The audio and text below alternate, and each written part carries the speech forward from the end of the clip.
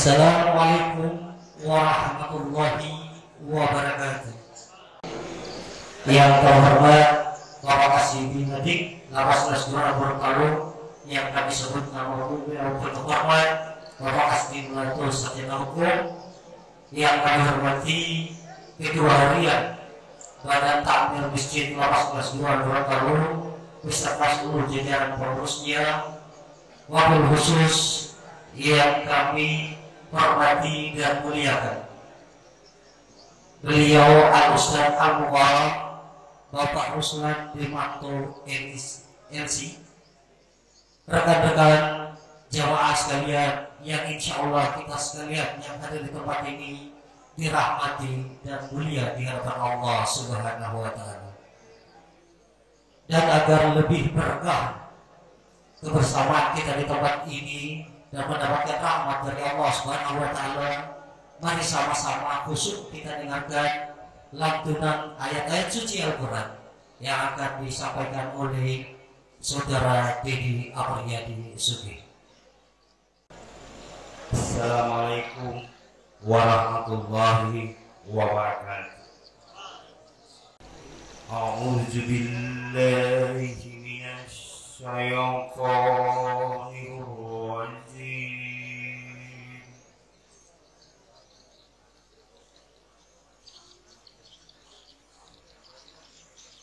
Bismillahirrahmanirrahim.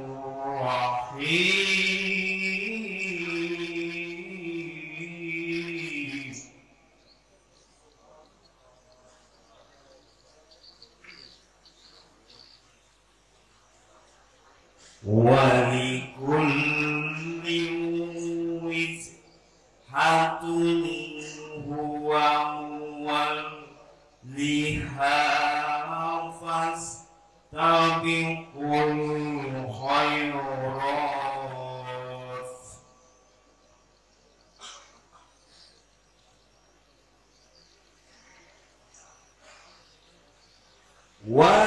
Walikulli wijhatun huwa muwalliha fastabiqul khairat.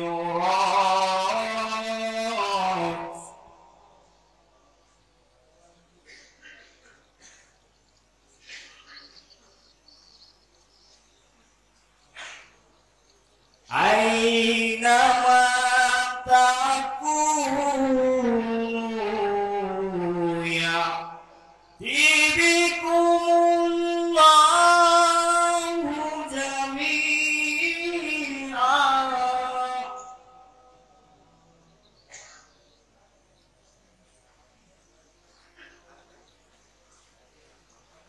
Inna Allaha ala kulli syai'in qadir.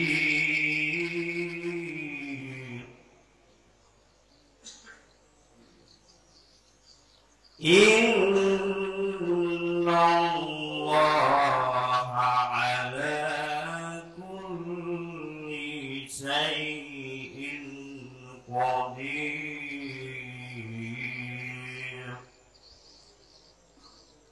Shadaqallahul azim.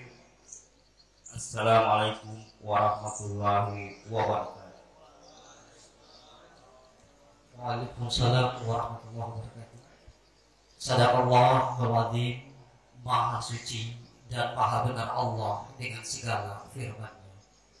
Hadirin jamaah yang insya Allah kita sekalian di tempat ini dimuliakan Allah Subhanahu wa Ta'ala, patut kita berbangga, bersyukur dan beri apresiasi yang besar kepada rekan kita, saudara kita Muammar Thorik Bahwa atas prestasinya pada ajang yang diselenggarakan oleh lembaga Second Chance Star Foundation, lembaga sosial dan pemerhati narapidana, dan didukung oleh Direktorat Jenderal Pemasyarakatan dari 492 peserta warga binaan, 146 unit pelaksana teknis di 33 provinsi yang ikut ambil bagian dalam kompetisi ini, Muammar Torik bahwa menjadi salah satu finalis 5 peserta terbaik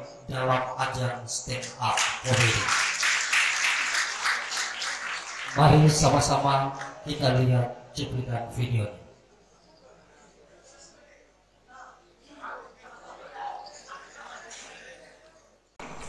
Maling motor saja bisa masuk final, apalagi maling mobil, pasti usahakan bangkan. Dan teman-teman, kemarin itu saya coba telepon mama saya di rumah. Saya telepon kan, halo mak, anakmu masuk final. Mama saya masuk final. Alhamdulillah, ternyata tidak sia-sia juga kau jadi main motornya.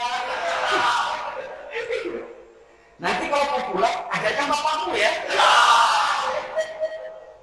Dan teman-teman sekedar info saja ya, saya ini menjadi maling motor itu selama 2 bulan, ya, hanya 2 bulan. Tapi saya bangga karena dalam waktu 2 bulan saya berhasil membuat 100 unit motor. Tapi ya hari ini saya menyesal karena masih ada beberapa yang belum terjual, guys.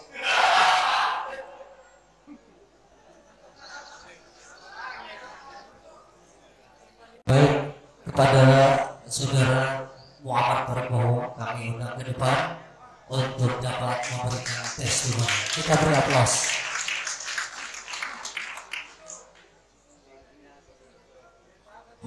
Terima kasih. Jadi teknik.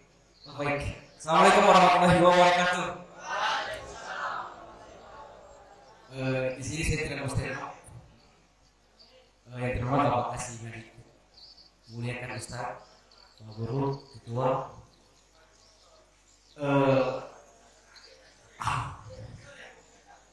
Yang pertama tentunya saya ucapkan terima kasih atas kehendak Allah Subhanahu wa Ta'ala, tentunya karena berkat kehendak Allah sehingga saya dipilih mendapatkan juara lomba stand up comedy. Dan kemudian saya ucapkan terima kasih juga untuk Secret Star karena sudah mengadakan acara yang sangat luar biasa ini, acara yang mampu mengundang bakat keterampilan para narapidana. Terima kasih. Dan terima kasih juga untuk pihak Lapas Gorontalo, Bapak Kalapas, Bapak Kasih Binadi, karena telah memberikan peluang untuk kami untuk menunjukkan bahwa ternyata dalam diri kami ini ada bakat yang tersembunyi. Dan tidak lupa, ya, terima kasih. Tidak lupa juga saya ucapkan kepada Pak Rizky Saputra, sesi Mitra Gobel. Terima kasih, saya sudah pertama untuk sesi ini. Sesi ini adalah orang tua saya di lapas ini. Saya sudah menganggap beliau seperti mother of the power tour. Dan teman-teman, awalnya saya tidak tahu kalau masalah masuk final, karena ini menurut saya cuma coba-coba doang, cuma coba-coba, tapi coba-coba dalam kebaikan ya. Dan ternyata pelajaran yang saya ambil di sini yaitu jangan pernah takut untuk mencoba, karena kita tidak tahu apakah di dalam diri kita masih ada bakat-bakat yang tersembunyi. Dan hari ini Allah Subhanahu wa Ta'ala memperlihatkan bahwa seorang narapidana ternyata bisa menjadi narapidana yang berkualitas. Takbir. Saya itu bikin orang ketawa itu susah, tidak punya bakat. Bakat saya itu cuma bikin orang marah-marah, apalagi sesuni, bikin sesuni marah-marah bisa saya. Jadi saya tidak nyangka kalau ternyata orang Masya Allah. Itu saja dari saya, terima kasih. Harapan saya ke depannya semoga Lapas Gorontalo tetap melahirkan penerus-penerus karir, melahirkan narapidana yang tadinya dipandang sebelah mata menjadi narapidana yang dipandang dengan 2 bola mata. Terima kasih dari saya. Assalamualaikum warahmatullahi wabarakatuh.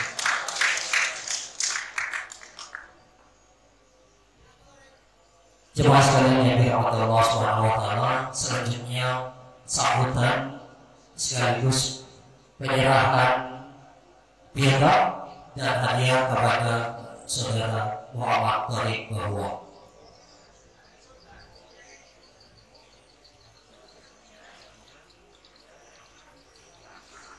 Iya. Penyerahan kitab dan hadiah ini oleh yang terhormat Bapak Kasim bin Habib.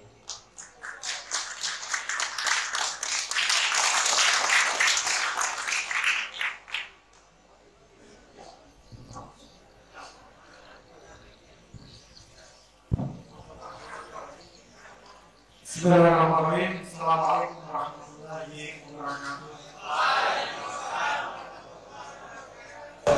Alhamdulillah, syukurillah, wabarakatuh. Yang kami hormati, kami memuliakan Allah Ta'ala, Ustaz Usman ya, mohon maaf kalau salah sebut. Kemudian yang kami hormati Pak Ketua yang berasal dari masjid, kemudian jamaah yang kami cintai, kami banggakan, yang insya Allah kita sama di rahmat Allah Subhanahu wa Ta'ala.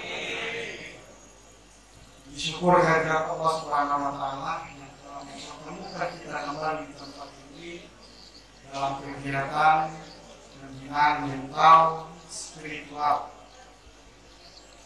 Semoga kita selalu dilimpahkan kesehatan, keberkahan, dan rahmat hidayah buat kita semua. Kemudian salawat dan salam mari kita haturkan kehadiran junjungan kita Nabi besar Nabi Muhammad SAW yang insya Allah Tuhan rahmat dan syafaatnya mengalir kepada keluarga beliau, para sahabat, para tabi'in yang insya Allah sampai kepada kita sampai di yaumil akhir. Amin. Jamaah yang dirahmati Allah Subhanahu wa Ta'ala, tentunya tadi yang disampaikan oleh saudara Paul itu adalah bagian bagaimana kemudian kami mengambil peran dalam mengembangkan kegiatan-kegiatan di lapas.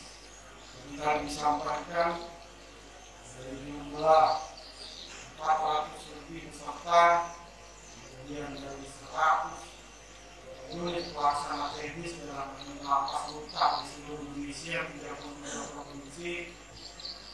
Kita bisa menunjukkan bahwa kita masih ada di dalam. Sama dengan perjuangan ketika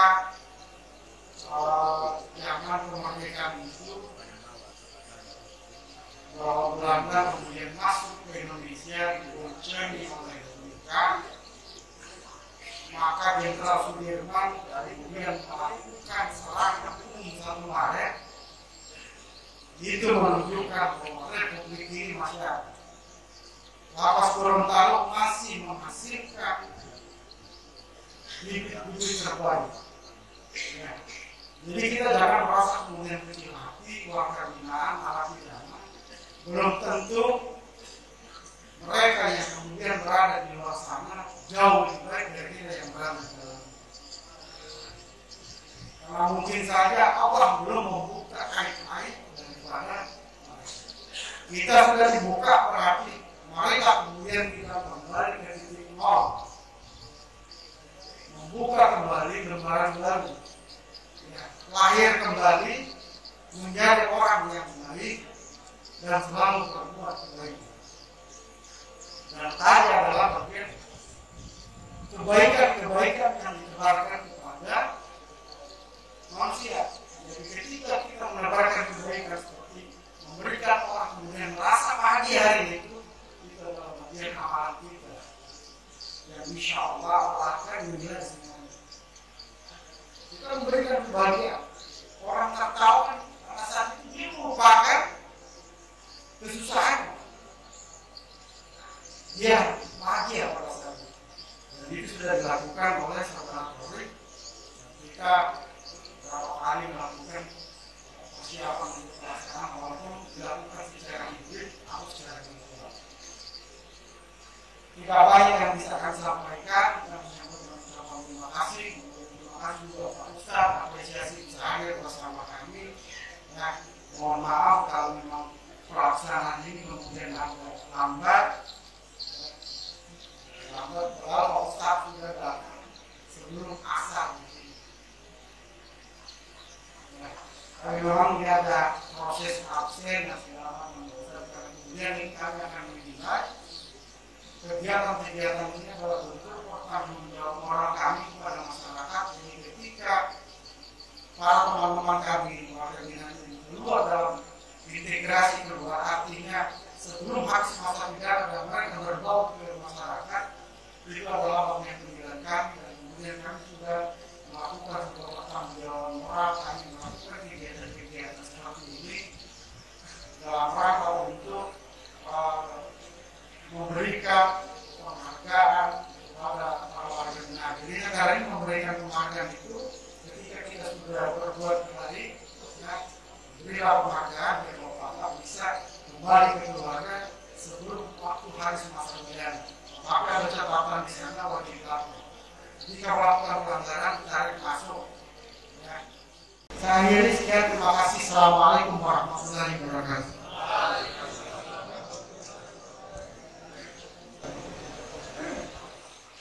Hadirin yang kami muliakan, selanjutnya Hari Agung Pratama Bekasi dalam kuliah 7 menit. Disilakan.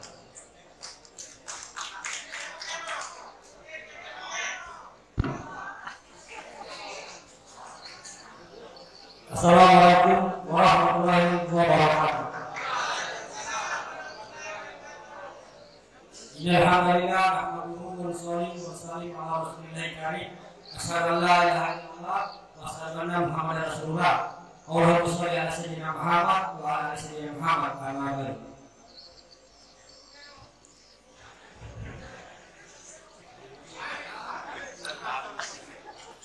Puji dan syukur kita aturkan kepada Allah Subhanahu wa taala karena masih memberikan kita izin berada di majelis yang penuh barak ini. Selawat serta salam semoga tercurah limpahkan kepada Nabi Muhammad SAW. Yang terhormat Bapak Kasih Pinami Bapak 11 Doa Warontalo yang kami sebut nama beliau Kahinato Sarjana Hukum, yang kami mulaikan Al-Mukarram Bapak Ustaz Ruslan Demarko Esi Pak Guru Bapak kedua yang ketua orang kami di masjid Lapas Nasional Gorontalo.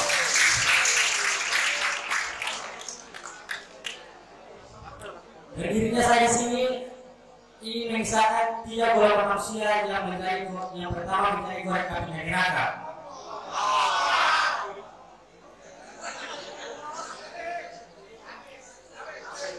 Tiga manusia yang menjadi goreng api neraka bukanlah dari kalangan ahli maksiat. Kedua mereka dari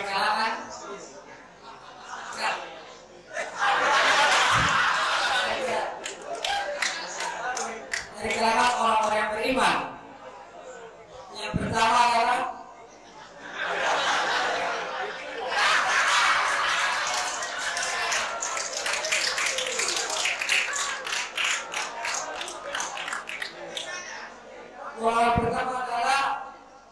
pertama ahli jihad atau yang mati sebagai syuhada. Yang kedua adalah alimu, dan yang ketiga adalah orang yang kaya dermawan. Jadi ketiga golongan ini ketika mau masuk surga, kemudian Allah mengatakan, wahai malaikat, tahan dulu, bawalah mereka ke hadapanku. Ketiga golongan pertama para ahli jihad berhadapan dengan Allah, kemudian terjadi tanya jawab. Allah bertanya, wahai Fulan, kau gunakan untuk apa nikmat yang kuberi? Si Fulan menjawab, wahai Allah, aku gunakan nikmat yang kuberi hanya untuk memerangi musuh dan membunuh orang-orang kafir. Lalu Allah berkata, kamu dusta. Sesungguhnya kamu berperang jalanku hanya ingin disebut jagoan dan ingin disebut pahlawan. Bukankah itu nilai itu sudah kau dapatkan di dunia, maka tiada tempat lagi kamu berada di surga. Maka Allah perintahkan malaikat untuk menyeret bunganya dan mencampakkannya ia ke neraka. Dan golongan yang kedua, ketika orang ahli agama dan hafal Quran ingin mengangkatnya di surga, kemudian tiba-tiba Allah mengatakan, wahai malaikat, sabar dulu. Allah bahwa si fulan di hadapanku. Ketika si fulan itu berhadapan dengan Allah, kemudian Allah bertanya, wahai fulan, kau gunakan untuk apa tempat yang kuilih? Lalu si fulan itu menjawab, wahai Allah, aku gunakan tempat yang kau beri hanya untuk mengajarkan ilmu agama kepada orang dan menghafal Quran. Di semua aku lakukan semata-mata hanya karenamu. Allah berkata, kadzabta, kamu dusta, kamu bohong. Sesungguhnya kamu belajar agama agar disebut ulama dan menghafal Quran agar disebut qori. Dan golongan yang ketiga berasal dari orang-orang kaya yang dermawan. Ketika orang-orang kaya yang dermawan meninggalkan rezekinya ke surga, Allah berkata, tahan dulu, bawalah sebulan ini di hadapanku. Dan ketika berhadapan, terjadilah tanya jawab. Dan Allah berkata, wahai fulan, kau gunakan untuk apa tempat yang kau beri? Lalu fulan menjawab, aku gunakan tempat yang kau beri hanya berinfak di jalanmu dan memberi makan orang-orang anak-anak yatim.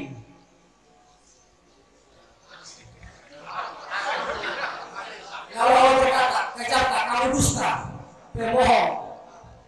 Sesungguhnya kamu berinfak di jalanku akan disebut orang kaya yang dermawan dan memberi anak-anak yatim supaya kau dibilang orang kaya yang tidak sombong. Namun akhirnya dimuliakan Allah Subhanahu wa taala. Semoga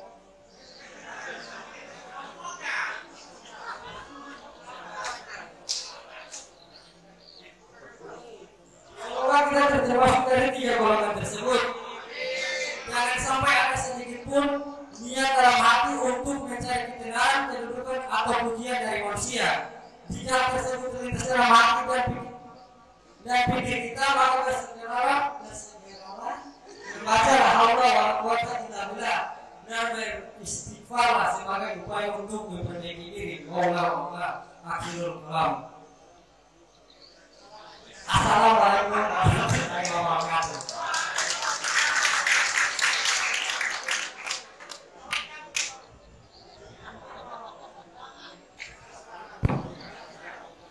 Hadirin jemaah sekalian yang dirahmati Allah Subhanahu wa taala, selanjutnya mari sama kita dengarkan ceramah agama ataupun tausiah yang akan disampaikan oleh yang terhormat Al-Ustaz Al-Muqarram Bapak Ruslan Dewanto MC. Kepada beliau disilakan.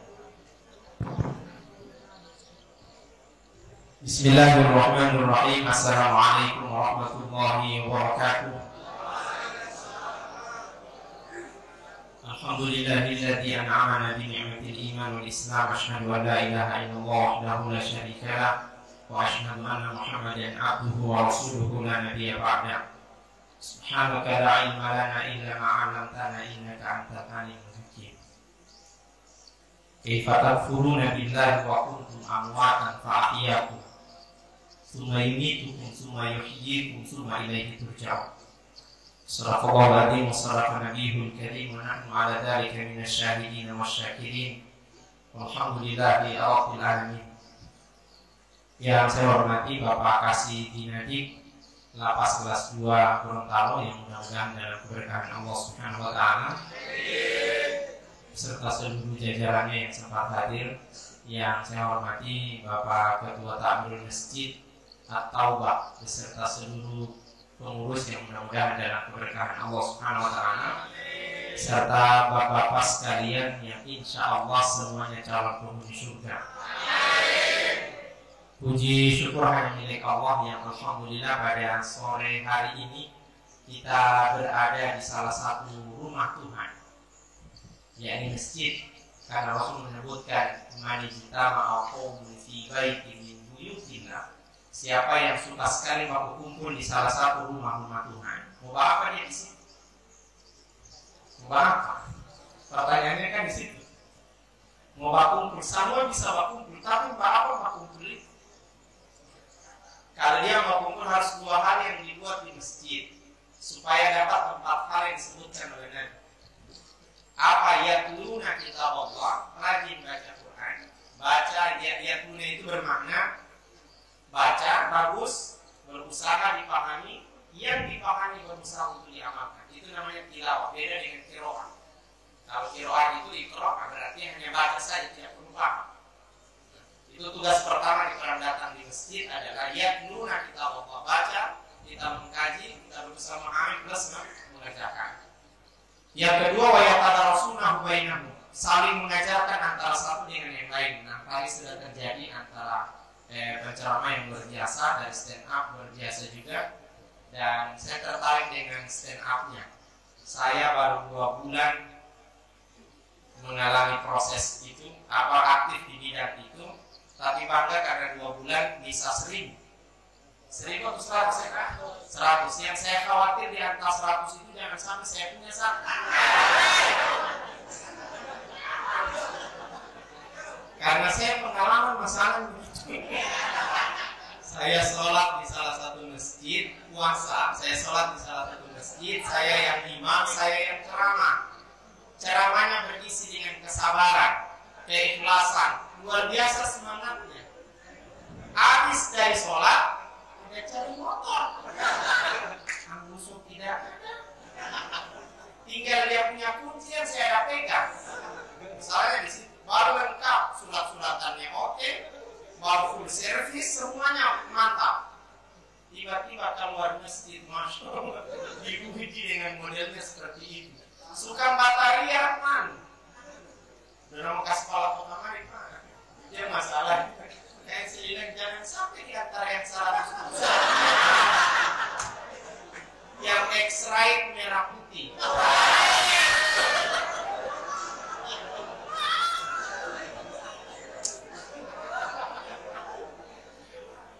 Dia masalahnya. Bapak Ibu, bapak-bapak sekalian, memang waktu itu rasa ini iya, rasa marah, mendongkol, menyesal, apa semuanya iya. Di saat saya pulang rumah, istri saya tanya, "Ya kok suka jalan?" Lagi suka jalan. Karena tidak berani bilang ada hilang motor. Nanti sudah paginya, "Mana motor?" Orang ada pinjam. Saya marah ya luar biasa. 3 hari saya merasa pokoknya bercampur, karena memang motor itu didapatkan dengan penuh perjuangan. Lama sekali saya batal, baru dapat ini motor second lagi. Ini masalah. Jadi perjuangan itu yang bikin dapat ingatan, bukan yang gagal tapi kredit, bukan. Tapi 3 hari berikutnya, hari keempat, baru itu dapat informasi tentang kehilangan motor saya itu. Didengar oleh saya punya papa. Dia telepon saya, "Putih, ada hilang motor?" Saya bilang, "Iya papa." "Yang bagaimana yang banget?" "Itu yang banget waktu kesana di sini."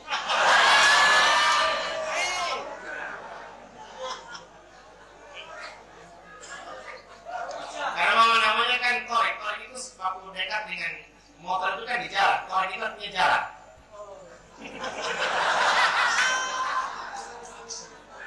Jadi pas profesi 2 bulan. Tapi luar biasa, kalau tidak di sini tidak mungkin dapat juara tingkat nasional lagi, masya Allah luar biasa. Dapat informasi itu apa yang saya punya papa pesan?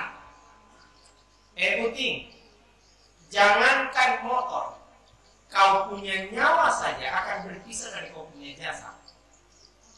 Baru kau harus menyesal, santai saja. Saat itu langsung ikhlas, hilang saya paling langsung tidak ada. 3 hari. Hari kelima orang datang. Saya tidak tahu dari mana, tapi dia datang kurang lebih ada 3 orang datang. Kemudian dia tanya, "Ustaz, ada hilang motor?" Sebenarnya sudah lupa, bukan dia datang ulang, dia kata ulang malah ternyata. Itu masalahnya. Apa dia bilang? Oke, kalau hilang begitu modelnya berarti biar saja, napa ini uang, beli motor baru. Apa poinnya? Ikhlas. Apapun yang menimpa orang, kalau dijalani tanpa keikhlasan, maka yang sedikit terasa lama sekali. Kalau dijalani dia dengan cinta, maka yang lama akan terasa cepat.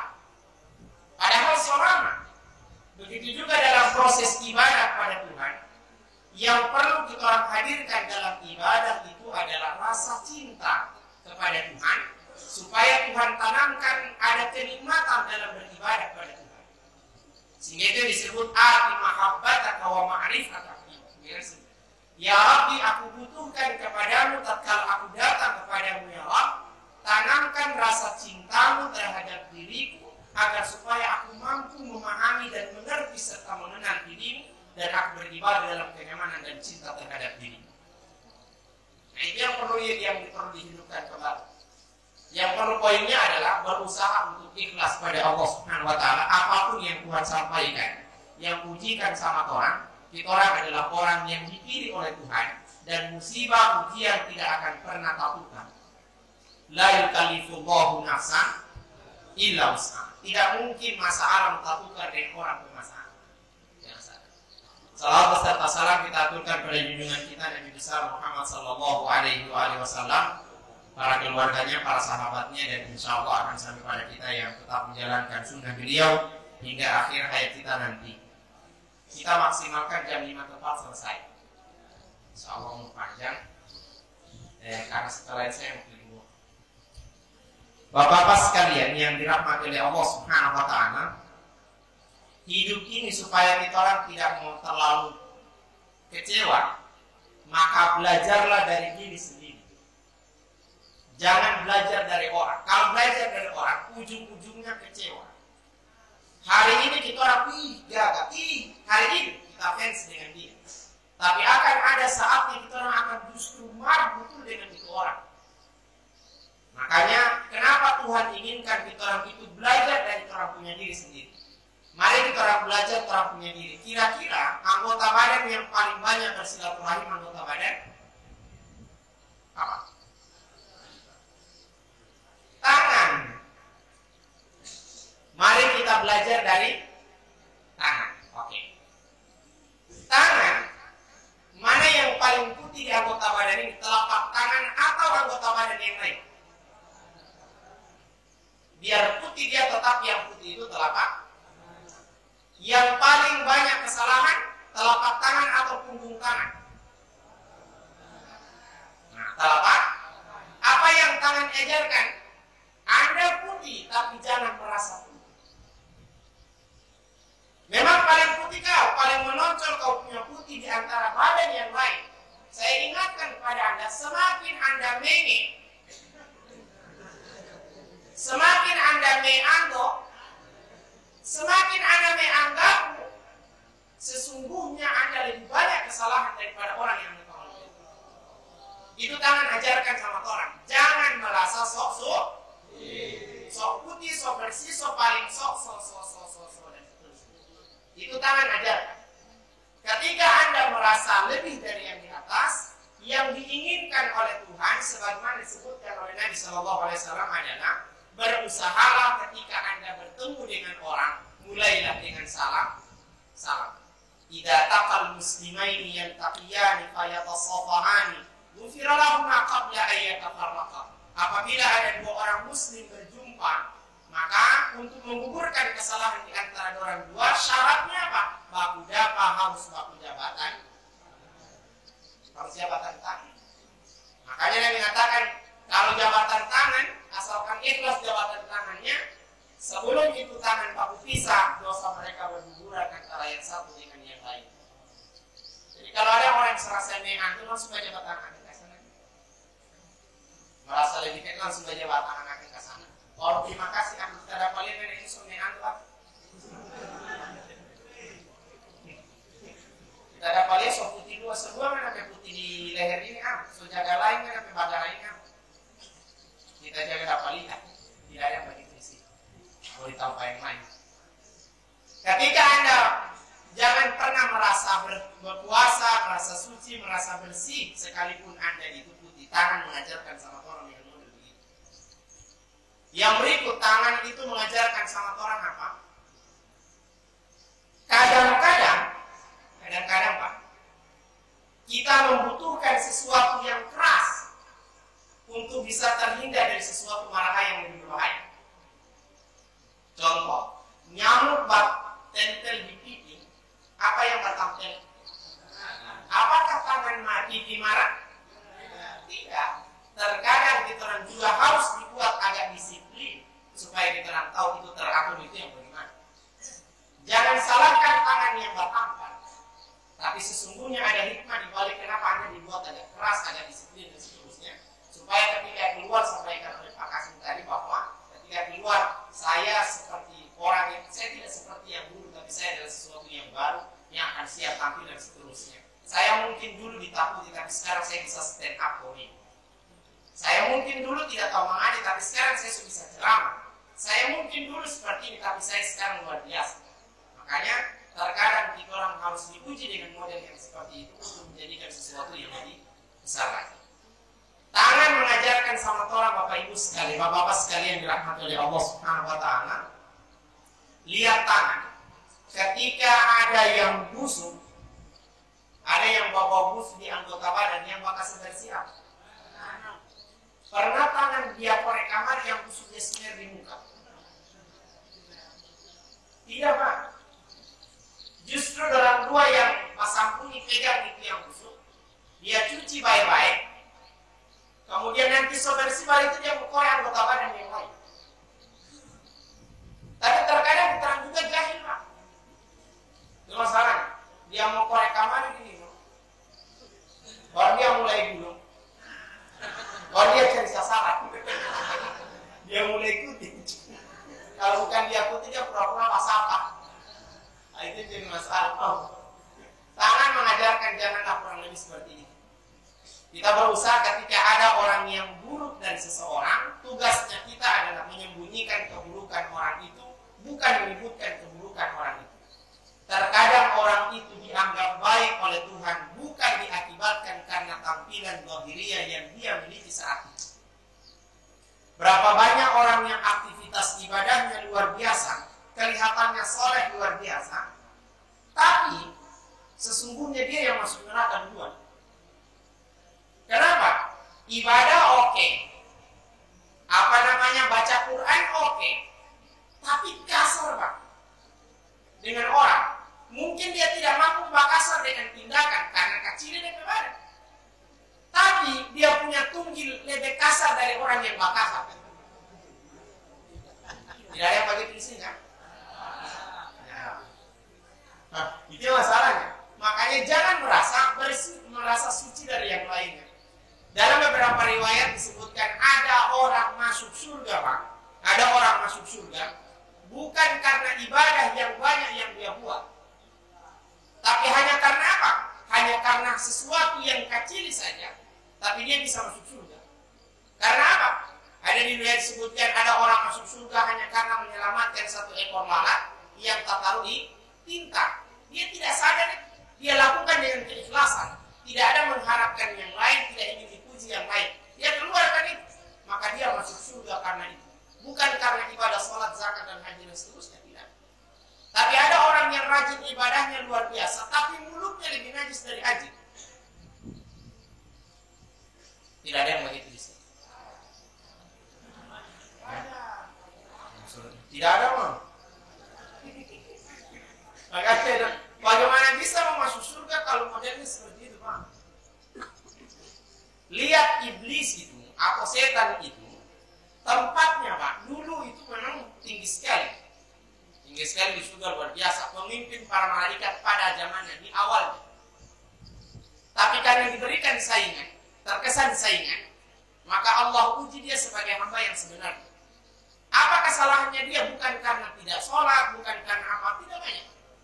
Dia punya kekurangan sehingga Allah lempar dia di neraka paling bawah. Kekurangannya cuma satu, apa? Merasa lebih hebat dari orang lain. Makanya tatkala Allah sebutkan usjudu li Adama, wahai semua malaikat coba anda sujud semuanya illa iblis, kecuali iblis. Kenapa? Aba wastakbar. Dia merasa lebih hebat, dia merasa sombong dengan apa yang dia miliki saat ini. Kan yang kita orang miliki saat akan ada masanya, kan? Hari ini kasih, bisa saja besok pensiun. Kan itu. Hari ini di sini kita orang dianggap sama, bisa saja besok keluar dari sini, Anda semuanya menjadi orang yang sukses luar biasa. Saya ingatkan, jangankan orang lain, Pak Kasmi saja datang ke sana, jauh. Kalau jahat dengan orang menjabung minuan.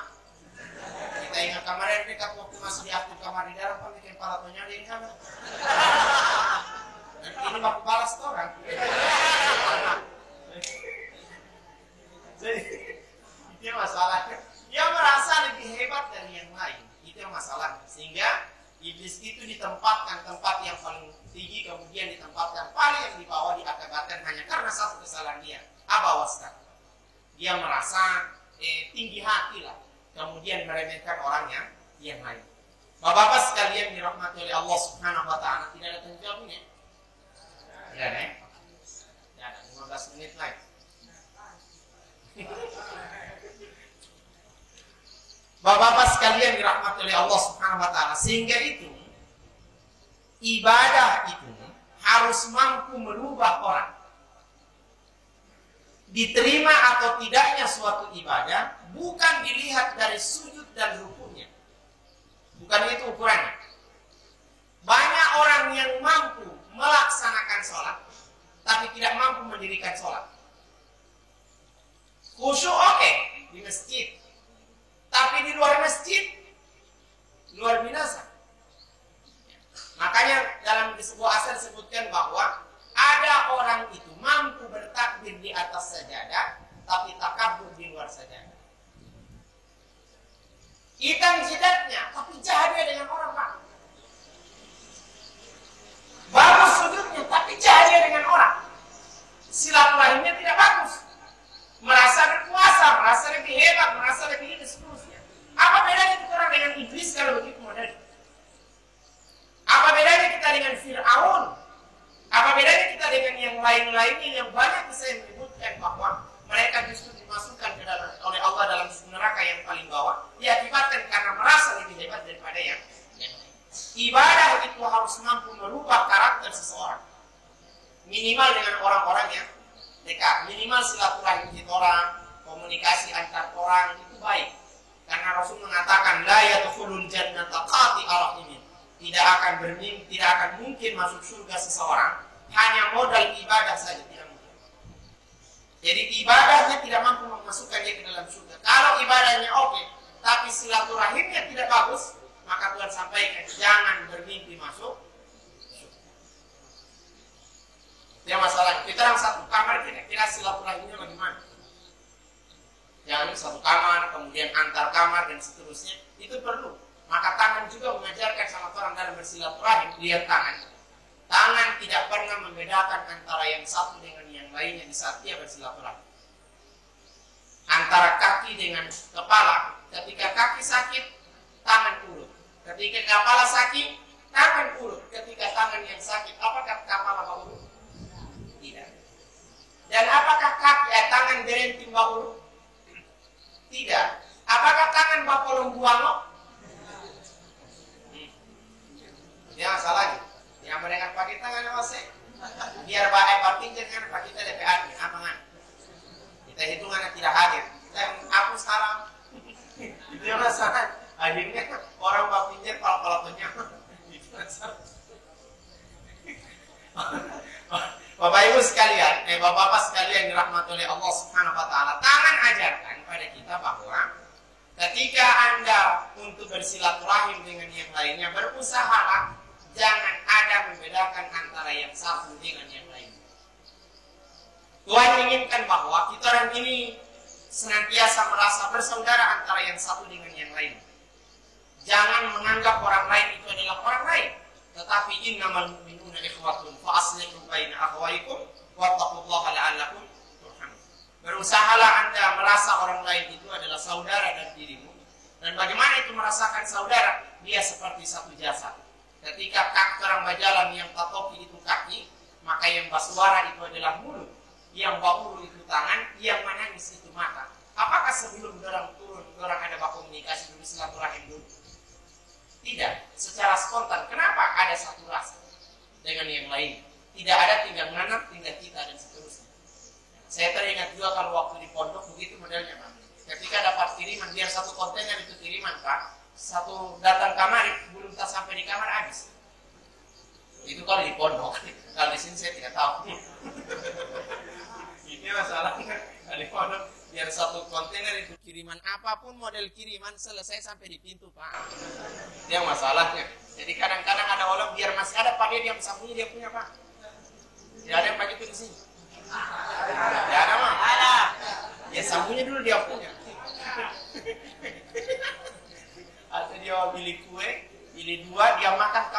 1,5. Nah, boleh setengah dia pegang, tidak ada orang minta. Boleh setengah.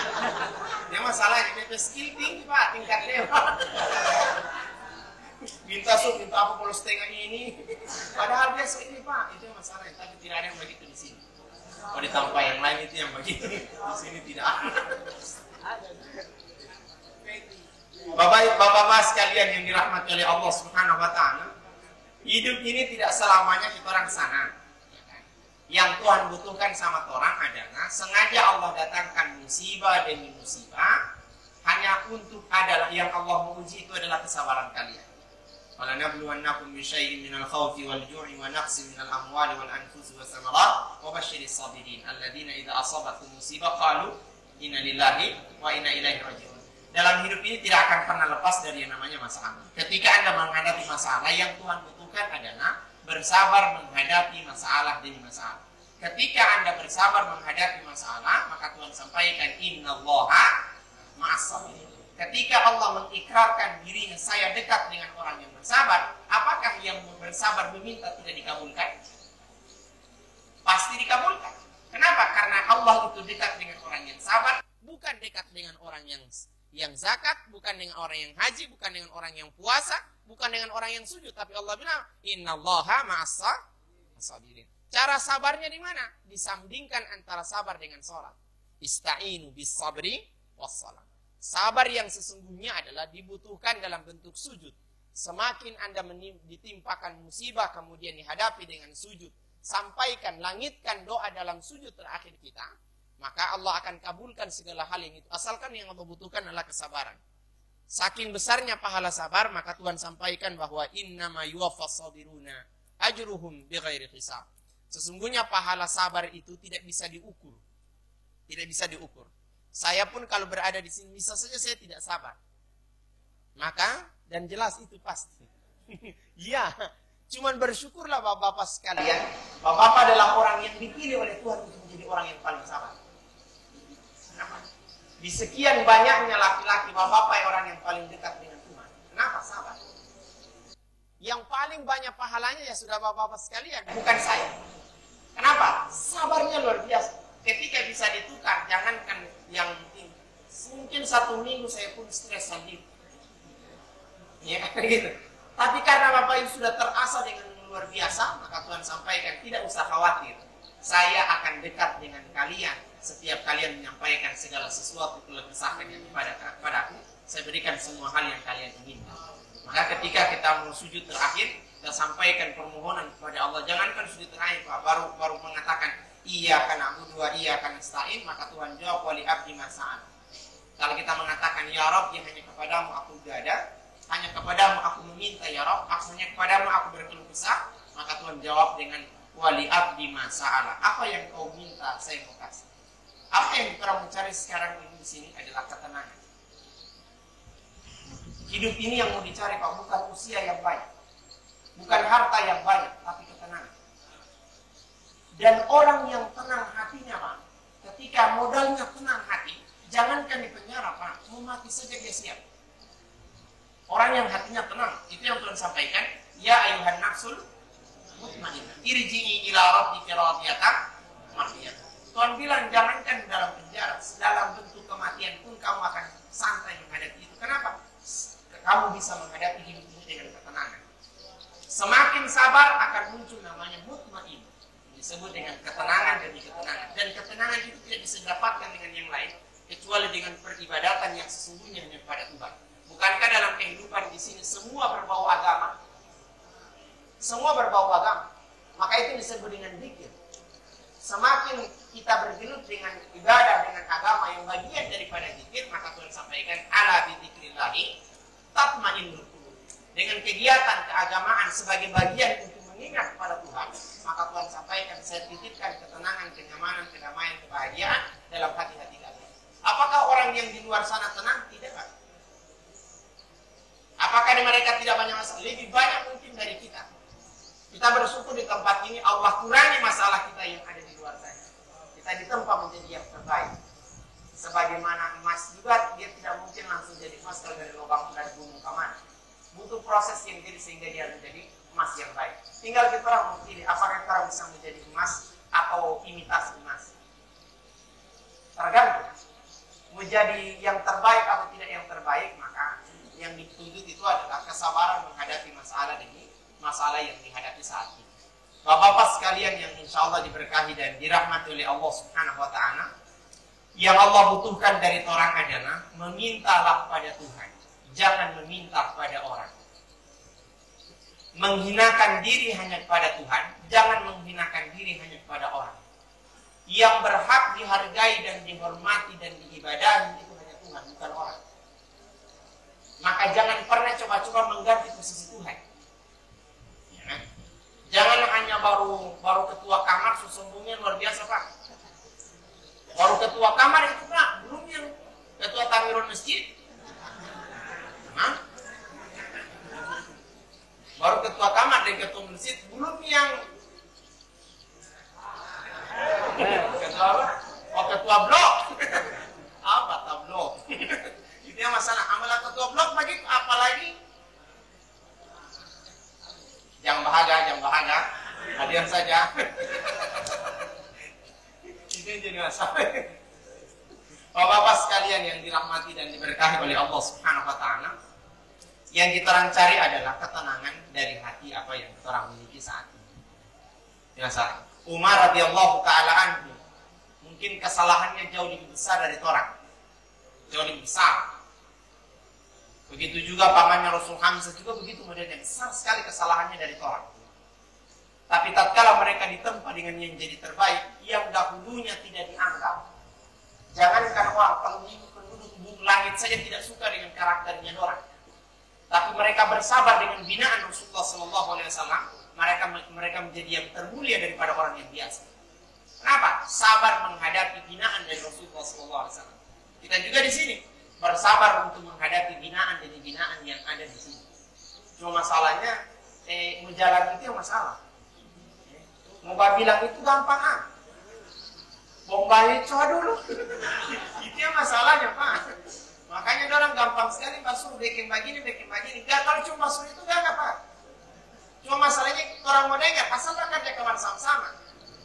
Jangan bawa suruh membantu, nggak tunjuk Orang ini tidak pakai seragam haram sama orang lain.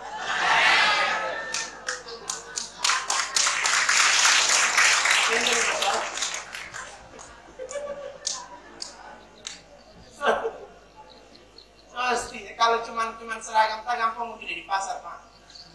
Mereka mau beli kamar di pasar. Cuma masalahnya adalah jangan sampai kita orang punya kesalahan jauh lebih besar daripada orang yang tidak punya seragam. Jangan sampai orang yang bebas itu jauh lebih banyak dosanya dibandingkan orang yang ada di dalam. Ini maka bersyukurlah kita berada di tempat ini. Kenapa Rasul itu menyebutkan bahwa dunia itu adalah sijnul mu'minin, adalah sesuatu yang membuat hidupnya terkekang bagi orang yang beriman. Dunia ini adalah membatasi ruang gerak orang yang beriman. Dia tidak mudah. Kenapa? Sedikit takutnya kesalahan, takutnya dosa, takutnya A, takutnya B, dan seterusnya. Wajannatul kafirin. Nah, orang yang tidak punya aturan di dunia ini adalah orang yang terbebas dari ikatan kehidupan Tuhan. Atau aturan-aturan Tuhan tatkala dia tidak mau pakai, maka dia merasa dunia ini adalah bagian dari surga. Dia masalahnya. Dan kita berada di tempat ini, kita sementara ditempa, dijadikan untuk yang terbaik. Kita tidak tahu, suatu saat nanti mungkin yang ceramah tadi menjadi penceramah yang luar biasa, yang seperti Ustaz Abdul Somad misalnya, ya kan? Kemudian yang stand up tadi misalnya bisa sejajar dengan Mongol stand up, kan bisa saja.